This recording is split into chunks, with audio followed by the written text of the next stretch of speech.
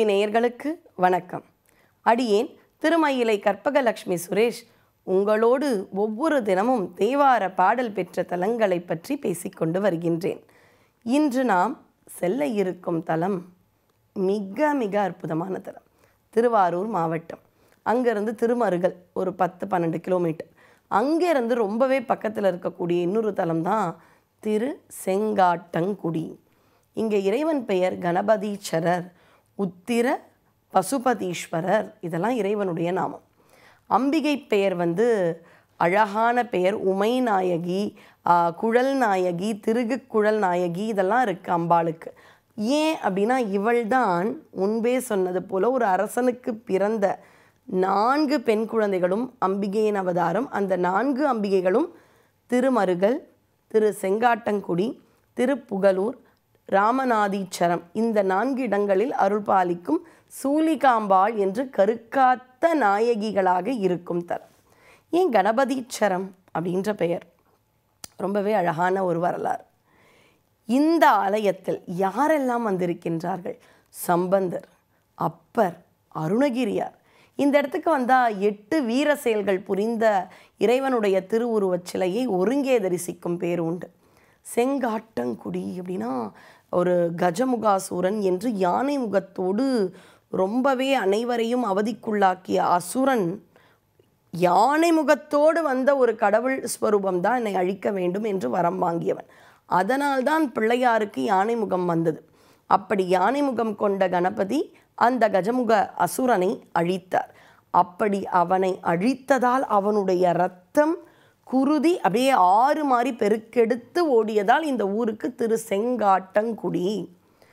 அந்த தோஷம் நீங்குவதற்கு, எப்படி ராமர் ராவணனை வதைத்த தோஷம் நீங்க சிவபூஜை செய்தாலோ ராமேஸ்வரத்தில், அது மாதிரி சூரசம்ஹாரம் செய்ததற்கான தோஷத்தை நீக்குவதற்கு முருகப்பெருமான் திருச்செந்தூரில் சிவபூஜை செய்தாரோ, அதுபோல விநாயகரும் அந்த அசுரனை அழித்த அந்த ஒரு தோஷம் நீங்குவதற்கு இங்கு சுயம்புவாக ஏற்கனவே இருந்த லிங்கத் திருமேனிக்கு பூஜை செய்தார். அப்படி கணபதியானவர் பூஜை செய்ததால் இந்த இறைவனுக்கு கணபதீச்சரர், கணபதீஸ்வரர் அப்படின்ற பெயர். ஊருக்கும் கணபதீச்சரம், சரம்னா கோயில், கபாலீச்சரம், வெள்ளீச்சரம், சரம்னா கோயில். இந்த ஊருக்கு கணபதீச்சரம் அப்படின்ற பேர். அங்கமும் வேதமும் ஓதுனாவர் அப்படின்னு ரொம்ப அழகான ஒரு பதிகத்தை சம்பந்தர் பாடுறார். அல கணபதீச்சரம் காமுரவே அப்படின்னு ரொம்ப அழகாக கணபதீச்சரம் அப்படின்ற அந்த வார்த்தையையும் சம்பந்தர் தன்னுடைய பதிகத்தில் குறிப்பிடுறார். இந்த ஒரு ஆலயத்தில் அப்படியே ரத்தம் பெருக்கெடுத்து போனதால் செங்காட்டங்குடி அப்படின்ற பெயர் வரலாற்றையும் தெரிந்து கொண்டோம். ஆனால் இந்த ஆலயம், இந்த கோயில் உத்திர பசுபதீஸ்வரர் அப்படின்ற நாமம் ஏன் அப்படின்றத விடவே முடியாது. இருப்பதிலேயே 63 மிகப்பெரிய வைராகியம், மிகப்பெரிய தொண்டு, அவ்வளவு பெரிய சிவபக்தியுடைய சிறு தொண்டர். அவர் தான் பல்லவர்கள் கிட்ட பரஞ்சோதி என்ற பெயரில் சேனாபதியாக இருந்தார். வாதாபியை வெற்றி பெற்றவுடனே அவர்தான் முதலில் விநாயகருடைய உருவ வழிபாட தமிழகத்துக்கு முதலில் கொண்டு வந்தார் அப்படின்ற ஒரு நம்பிக்கையும் உண்டு. அதனால் இந்த ஆலயத்து விநாயகருக்கு ஆதி விநாயகர் என்ற பெயர். அவர் எதை வேண்டுமானாலும் சிவபக்தர்கள் ஒருவருக்கு அன்னதானத்தை இடுவார். நிறைய பேருக்கும் கொடுப்பார், ஆனால் அட்லீஸ்ட் குறைந்தபட்சம் ஒருத்தருக்காவது அன்னம் வழங்கிய பிறகுதான் உண்ணுவார். அவர்கள் என்ன உணவு கேட்டாலும் கொடுப்பார். ஒரு நாள் அவருக்கு ஆளே வரல, சாப்பிடாமலே இருந்தார்.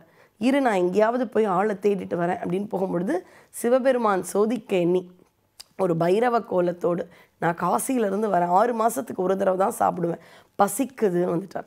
ஆஹா, இந்த மாதிரி ஒரு சிவபக்தரை தேடி தான் என் கணவர் போயிருக்கார், இருங்க வந்துடுவார் சொல்லிட்டு அவருடைய மங்கை, மனைவி பெயர் தெரியல, திருவெண்காட்டு மங்கை அப்படின்னு சொல்லுவாங்க, அவங்க சொல்லும் பொழுது சிவபெருமான் உள்ளே போகலை. இதெல்லாம் என்ன சொல்ல வருகிறது?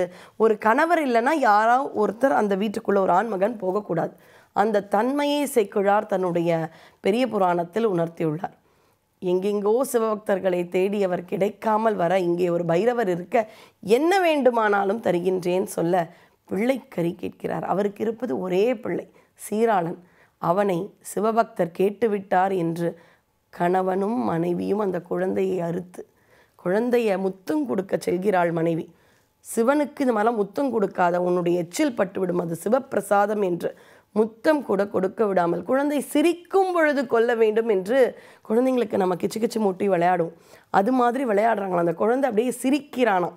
அப்போ வெட்டி அந்த பிள்ளைக்கறி செய்ய சுவாமி அதை பார்த்துட்டு பிள்ளைக்கறியில் தலைக்கறி எங்கன்னு கேட்க, அப்போ அந்த இல்லத்து தாதிப்பெண் சந்தனம் அங்கேன்னு அவங்க இதை உதவாதுன்னு இவங்க போட்டுட்டாங்க, ஆனால் நீங்கள் தலைக்கறி கேட்டு விடுவீர்களோ என யோசித்து அதையும் நான் பக்குவப்படுத்தி வைத்திருக்கின்றேன் என்று கொடுக்க, அவர்கள் கொஞ்சமும் வருத்தத்தை காணாமல் அவர்களை பார்க்க, இறைவன் உன்னுடைய மகனை அழை, அவனோடு சாப்பிடுகிறேன் என்று புது திருவிளையாடல்.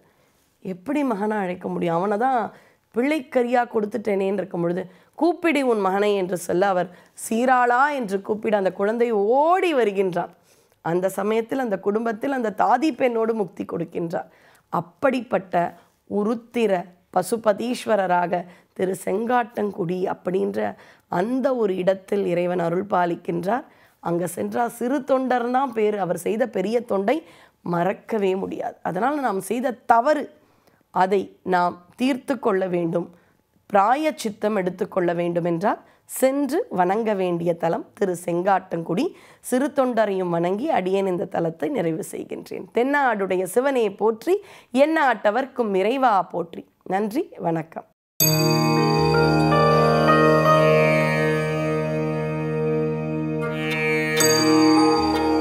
தேங்க்ஸ் ஃபார் வாட்சிங் கடவுள் டிவி. இது போன்ற ஆன்மீக வீடியோக்களை தொடர்ந்து பார்க்க கடவுள் டிவி யூடியூப் சேனலை சப்ஸ்கிரைப் பண்ணுங்க. நோட்டிபிகேஷன்களுக்கு பெல் ஐகானை பிரஸ் பண்ணுங்க. லைக் பண்ணுங்க, ஷேர் பண்ணுங்க.